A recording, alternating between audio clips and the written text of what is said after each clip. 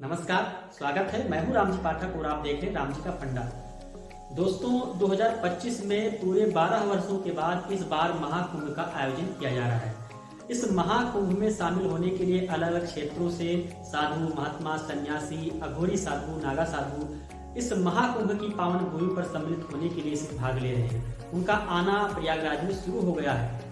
दोस्तों, ऐसे में इन साधुओं को देखकर, नागा साधु को, अघोरी साधु को, अन्य साधु सन्यासियों को देखकर हमारे मन में ये प्रश्न उठता है कि आखिर ये साधु अचानक महाकुंभ के समय कहाँ से आते हैं और कुंभ की समाप्ति पर वो कहाँ चले जाते हैं।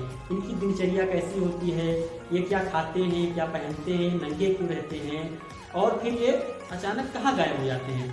दोस्तों, इन सब बातों को ध्यान में रखते हुए मैंने इस वीडियो को बनाया है। दोस्तों, आज की इस वीडियो में हम अघोरी साधु पर चर्चा करने वाले हैं। आपको अघोरी साधुओं के बारे में विस्तृत जानकारी चाहिए, डिटेल में जानकारी चाहिए, तो एक किताब है द हिडन हिंदू। वैसे तो ये किताब 3 भागों में लिखी गई है और इसके राइटर हैं अक्षत गुप्ता। दोस्तों, इस किताब में बहुत अच्छी तरह से अघोरी साधुओं के बारे में बताया गया है और इसको आप जरूर पढ़िए। इससे आपको अपनी भारतीय संस्कृति, प्राचीन संस्कृति के बारे में अच्छी जानकारी मिलेगी और अघोरी साधु सन्यासियों के बारे में अच्छी जानकारी मिलेगी, जिससे हमारा भ्रम दूर हो जाएगा। दोस्तों, देरी न करते हुए वीडियो को शुरू करते हैं। अगर आप हमारे चैनल पर नए हैं तो चैनल को सब्सक्राइब कर लीजिए। चलिए वीडियो को शुरू करते हैं, आगे देखते हैं क्या है। अघोरी शब्द अपने आप में शरीर में कंपन पैदा करने के लिए काफी है। भारत और नेपाल के हर एक गांव या कस्बे में अघोरियों के बारे में कहानियां हैं। कहा जाता है कि उनके पास प्रकृति पर नियंत्रण करने हेतु असीमित शक्तियां होती हैं, जैसे कि मृत्यु पर विजय प्राप्त करना, भौतिक वस्तुओं का प्राकट, मानव मांस एवं मल को खाना और अत्यधिक अशुद्धता में रहना। कभी कभी तो पूरी तरह से नग्न ही रहते हैं।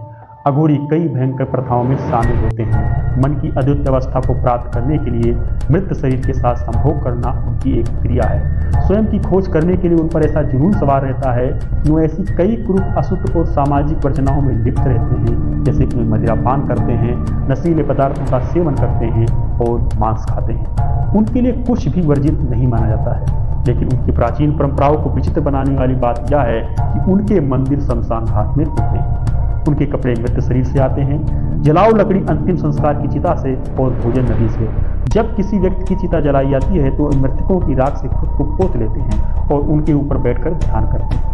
वह एक मानव खोपड़ी से बने कटोरे के साथ भिक्षा मांगकर जीवित रहते हैं। लेकिन फिर भी अघोरी जीवन का सबसे चौंकाने वाला पहलू उनका नरभक्षण है। लाशें जिन्हें या तो नदी से खींचा गया है या शमशान घाट से प्राप्त किया गया है, उन्हें कच्ची और पकी दोनों तरह से खाया जाता है, क्योंकि अघोरियों का यह मानना है कि जिसे लोग मृत समझते हैं वह वास्तव में कुछ नहीं बल्कि एक प्राकृतिक अवस्था है जो अब जीवन ऊर्जा से रहित है, जो कभी उसमें हुआ करती थी। इसलिए जहां नरभक्षण आम लोगों के लिए असभ्य, जंगली और अशुद्ध है, वहीं अघोरियों के लिए संसाधनपूर्ण और रूढ़िवादिताओं को एक आध्यात्मिक अन्वेषण में बदलने का साधन है। अघोरियों के इतिहास को देखा जाए तो पता चलता है कि सर्वप्रथम अघोरी जिसने भविष्य के अघोरियों के जीवन की नींव रखी, उनका नाम कीनाराम था। माना जाता है कि वो 150 साल तक जीवित रहे और 18वीं शताब्दी के अंतिम चरण के दौरान उनकी मृत्यु हो गई। अघोरियों का मानना है कि हर कोई एक अघोरी ही पैदा होता है।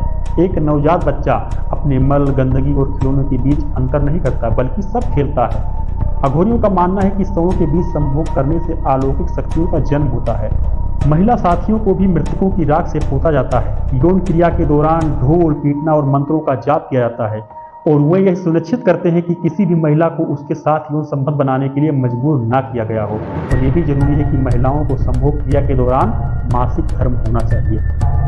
आम लोगों में मांसाहारी भोजन के प्रति असहमति प्रकट की जाती है, लेकिन सबसे बड़ी चौंकाने वाली बात यह है कि सार्वजनिक रूप से मानव मांस का सेवन करने के बाद भी उनके खिलाफ कोई विशेष कार्रवाई नहीं की जाती। ऐसा इसलिए हो सकता है कि वो मृत मानव मांस खाते हैं और उसे खाने के लिए किसी को मारते नहीं हैं। सच्चे अघोरी साधु भोले, प्यारे व दयालु होते हैं और हमेशा मिलने पर आपको आशीर्वाद ही देते हैं। वे अपना अधिकतर समय ध्यान करने में और ओम नमः शिवाय का जाप करने में बिताते हैं।